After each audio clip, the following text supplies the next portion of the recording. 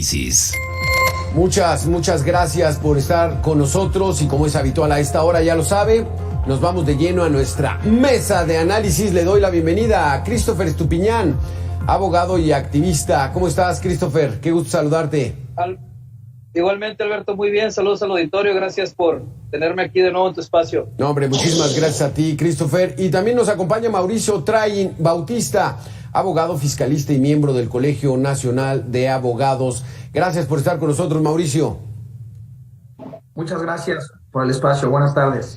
Christopher, recuerdo que era 1989 o el 90 cuando salió esta situación de que ya el Estado no iba a pensionar a las personas como estaba acostumbrado, sino que ahora tenías tú que ahorrar tu propia pensión y con los intereses que generaba ya te daba. ¿Cómo vamos? ¿Cómo va el trabajador con esta costumbre ya de aportar a su Afore? Hay dos cuestiones principales que creo que Mauricio también podrá abundar en ello. El traslado a la Afore, a la administración del fondo de retiro, es una cuestión de aportaciones voluntarias que realiza el trabajador, que son retiradas directamente desde su nómina quincenal, que lo hace el patrón, como también como una parte de sus obligaciones patronales. Se subcontrata básicamente el sistema de pensiones en el sistema privado a través del IRSS. Sin embargo, pues en la práctica nos enfrentamos a dos retos grandes. El primero es la capacidad del trabajador de aportar voluntariamente cantidades que puedan significar al final de 30 años de vida laboral una pensión digna. Y el segundo, pues el reporte del patrón que hace sobre los sueldos y los salarios de cada uno de los trabajadores ante el IMSS como parte de su registro patronal. Entonces, hay una costumbre de facto entre los patrones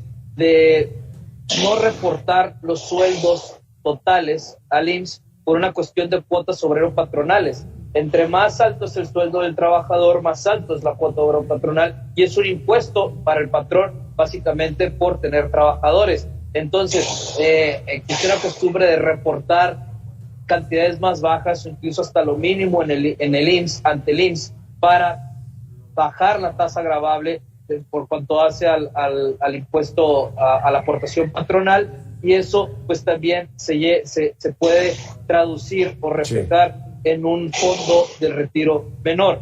Y la segunda cuestión es pues que no estamos ante una situación económica general de ingresos adecuada, claro, como para que el trabajador pueda tener un fondo de retiro digno, ¿no? Estamos hablando de que solamente un 20%, menos de un 20% de la población en total de México cotiza o tiene ingresos mayores a los 30,000 pesos mensuales. Estamos en una gran mayoría de trabajadores que tienen ingresos casi sobre el mínimo, hablando de 5,000, entre 5,000 y 7,000 pesos al mes. Ya no digamos el ingreso que tengas, Christopher, Mauricio, sino que en el país pues, hay muchas cosas descompuestas, que hay muchos trabajadores o que están en la informalidad o que han cobrado por honorarios y que no han aportado, digamos, la empresa no ha aportado a su Afore. ¿Qué va a pasar con ellos, Mauricio? Fíjate que es un tema muy importante en el futuro de los trabajadores, de los ciudadanos mexicanos, que poca difusión se le hace. Lo decía bien el otro panelista, que con todas estas, y que hoy en día con la reforma del outsourcing ya se ha mejorado, pero la cultura del ahorro en México no existe, entonces las aportaciones voluntarias pues son complicadas. Y este tipo de análisis que tú hacías de trabajadores que no tienen este carácter de subordinados, que son independientes, que por eso son contratados a través de recibos de honorarios, o que no tienen las prestaciones mínimas de ley, entonces se vuelve un dolor de cabeza para el trabajador, ya que pues no cuenta con este tipo de aportaciones para su fondo de retiro, ¿sí? Es bien delicado que hoy el trabajador abra ahí los ojos y cuando sea contratado vea que sea un trabajador subordinado y que no tengan esta modalidad de un servicio profesional independiente para que el patrón no cumpla sus obligaciones como lo establece la Ley Federal del Trabajo. Sí. Entonces, un tema que quisiéramos que todos los asesores lleguemos a que se cumplan estas normatividades que marcan las leyes federales. Aquí, Christopher, por ejemplo, trabajé durante muchos años, es un ejemplo, ¿no? Una persona trabaja muchos años por honorarios y pues bueno, no aportó de manera voluntaria porque pues no le alcanzaba tanto el dinero. Pero de repente, digamos, vendo un carro y puedo meter 50,000 pesos, 100,000 pesos a mi cuenta de Afores así para que se vaya incrementando y que al final, pues bueno, ya el cochinito quede más grande. Además del Afore, pues sí se puede. Y tienes además del Afore las otras opciones que son privadas, como con instituciones de seguros. MetLife, por ejemplo, ofrece programas de abono voluntario a fondos de retiro. Hay instituciones privadas que lo realizan. Y pues en el caso de los profesionistas independientes, profesionistas por honorarios, emprendedores, que es el otro porcentaje de la población económicamente activa, que también representa, como tú lo dices, parte de esa informalidad, los que no están subordinados, como comenta Mauricio, todos ellos pues no tienen muchas opciones. Aportación voluntaria ante el IMSS o Afore, o contratar un seguro de pensión, un fondo de retiro privado que te da intereses, pero en el segundo de los casos, normalmente el producto que te ofrecen estas financieras es un producto atajado a una aportación mensual que tú mismo defines. Entonces, si te colocas en un estado de inseguridad social, sobre todo para la vejez, que es una de las otras, es una población altamente vulnerable y muy olvidada.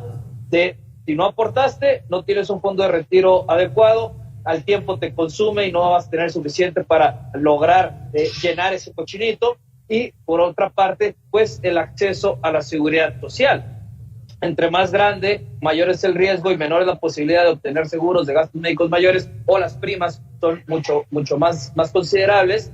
Y si no estás tampoco cotizando en el IMSS, pues tampoco tienes derecho a ese acceso a seguridad social. Y pues el sistema de salud público, en cuanto hace a aquellos que no están en el IMSS, que en su momento fue el Seguro Popular, hoy es el INSABI, pues ha demostrado también una falta de capacidad para atender, deficiencias bastante graves, para poder atender esta población vulnerable. Entonces, estamos en un entramado en el propio sistema laboral que no ha logrado consagrar esta victoria hacia los trabajadores desde la revolución, el 123 fracción A de la Constitución, en el que si no está subordinado, si está subordinado, está sujeto a que el patrón reporte y haga las aportaciones reales de tus sueldos, o a un esquema de outsourcing en el que el patrón desvía esa responsabilidad y el outsourcing te reporta ante el IMSS con lo menos posible, pero te entregan más dinero, el dinero limpio, porque te quitan esas aportaciones y en vez de irse al fondo de retiro se va a tu bolsillo, que eso también es consecuencia de una falta de planeación financiera, que hay una ignorancia generalizada en cuanto a la planeación financiera. Y el segundo punto pues son los independientes que están tratando de completar el cochinito de cada quincena, completar los gastos, y están también ante esta falta de seguridad social o falta de protección para poder aportar y fortalecer un fondo del retiro. Exactamente. Aquí o es la disciplina de aportar cada mes, o te digo, puede uno, Mauricio, al fin de año, ¿sabes qué? Ahí le voy incrementando a mi Afore. Y la pregunta es, ¿ya salió esa primera generación de Afores? Porque nuestros padres, pues, estaban pensionados al viejo régimen. O sea, reciben su pensión del ISSSTE, del IMSS, y esa era la costumbre. Es más, el proyecto de vida era: voy a trabajar, no me salgo de mi empleo y ya cuando me jubile ya recibo mi pensión. ¿Ya salió esta nueva generación que está recibiendo el Afore y cómo les está yendo? No, fíjate que sí es aún todavía no sale, ¿eh? Aún todavía no sale, todavía estamos ahí los rezagados ahí de la anterior ley de 73. La nueva ley 97, aún todavía no salen los pensiones. Sin embargo, ya se están acercando esta generación, como bien lo comentas, y no está preparada, lo decía bien Christopher hace en sus comentarios, lo decía, ¿qué necesitamos los jóvenes? Comenzar a tener esta planificación financiera para nuestro retiro. Hay que contratar, a partir de ya, hay que contratar un fondo de pensión de retiro, los que son independientes y los que están trabajando con un patrón. Hay que ver y hay que procurar estar al pendiente de las semanas cotizadas que tenemos, porque también hay el tema de que se quedaron sin empleo, se pronosticó ahí que podrían sacar dinero de su Afore, pero en el momento que sacan dinero de su Afore, sí les sirve de momento para una emergencia, verdaderamente una emergencia, pero no así para el futuro de su pensión o su retiro. Hay que tener mucho cuidado y hay que ser muy inteligentes y no hay que dejar pasar más tiempo y comenzar a buscar este tipo de mejoras y asesoría personal para una vejez cómoda, porque no les va a alcanzar, no nos va a alcanzar lo que el Afore nos va a dar de pensión para tener un retiro. Más o menos cuánto es, Mauricio. Si alguien ha juntado 500,000 pesos, ¿cuánto va a recibir de pensión al mes? Es que se va a dividir lo que tú hayas ahorrado en el periodo que trabajaste, en la vida que te dan ahí pronosticada, que son 75, 80 años. Entonces, si tú ahorraste $1,000,000 en este periodo, lo van a dividir y eso es lo que te van a dar. Si no alcanzas, pues te van a dar una pensión mínima vital. ¿Sale? Entonces sí es bien importante que no dejemos pasar este tipo de situaciones para que no nos vayamos con una pensión mínima vital que son alrededor de $5,000. Ah, ya. Pero por ejemplo, Christopher, si alguien ahorra $1,000,000, ¿cuánto le toca al mes de pensión de aquí a que fallezca? Como dice Mauricio, ese $1,000,000 lo van a dividir en una expectativa de vida restante. Si estás hablando que el retiro también depende el momento en que te retires, si te retiras a los 30, 35 años trabajados, porque es proporcional. Si tú te avientas el 100% de los años trabajados para la pensión, que son 35 años, en una expectativa de que estás pensionándote a los 60 años aproximadamente, ya te toca un 100% de la cotización en un remanente de 20 años más o menos, si no me equivoco, Mauricio, y esos 20 años divides ese $1,000,000 en lo que ellos calculan que van a ser las semanas que te quedan, pues prácticamente de vida para repartir proporcionalmente la pensión. Entonces, no es como que me retiro y dispongo de $50,000, de $100,000, no, se divide semanalmente, por cada quincena, por cada mes, y ahí es donde entra también el juego del fondo de retiro privado, que eso durante la vida te ofrecen esquemas de intereses mensuales sobre lo que vas ahorrando. Vendiste el carro y metiste $200,000 adicionales, la ventaja que vas a tener es que va a generar intereses durante los años que te quedan de vida laboral. Ah, mira, entonces Mauricio, es el cálculo. Entonces, aquí lo que está orillando el Afore es de que pues trabajes lo más que puedas, ¿no? Hasta los 65, hasta los 70, para que ya esa proporción final, pues bueno, sea mejor remunerada. ¿Es así? Sí, es verdad. Fíjate que hay hasta una propuesta de reforma, se está estudiando con todas estas situaciones de cambiar vacaciones, de reducir jornadas de trabajo, y también hay una propuesta de reforma que aumenten la edad de pensión. La edad para pensionarte, lo decía Christopher, es mínimo 65 años. Después de 65 años nos podemos pensionar al 100%. Pero si quien gusta retirarse a los 60, bueno, se pensionará con el 80% de la pensión que le corresponda, ¿sí? Ahora, ya dice, ya me quiero pensionar, y entonces esta me van a dar el 80% de lo que me correspondería.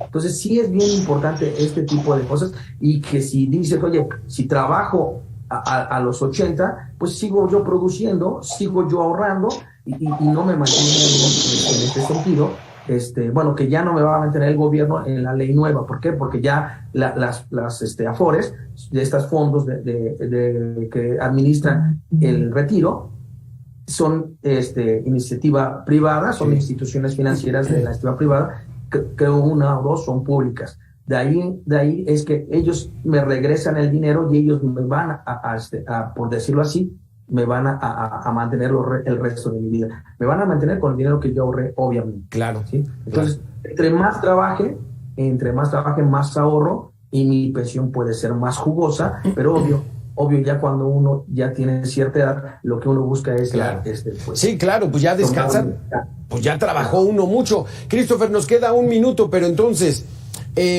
las personas juntan su ahorro y aquí la idea es de que esta generación, y es la nuestra, somos conejillos de indias. ¿Qué decirle al chavo que está ahorita empezando su actividad laboral? ¿Qué decirle para que pues no le vaya como a algunos nos puede ir?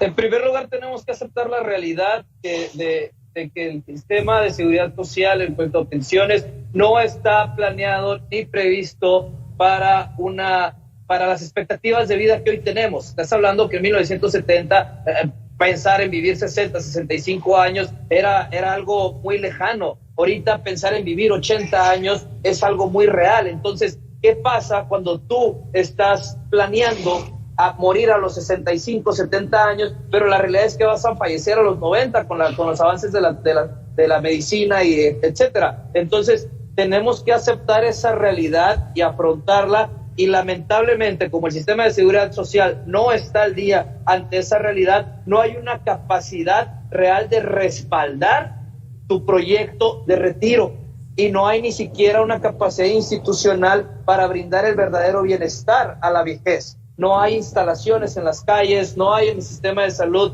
capacidades geriátricas. Es un sufrimiento ser un viejo en México, lamentablemente. Entonces, las nuevas generaciones tenemos que aceptar esa realidad. Uno, exigir al patrón el acceso al IMSS, al fondo del retiro.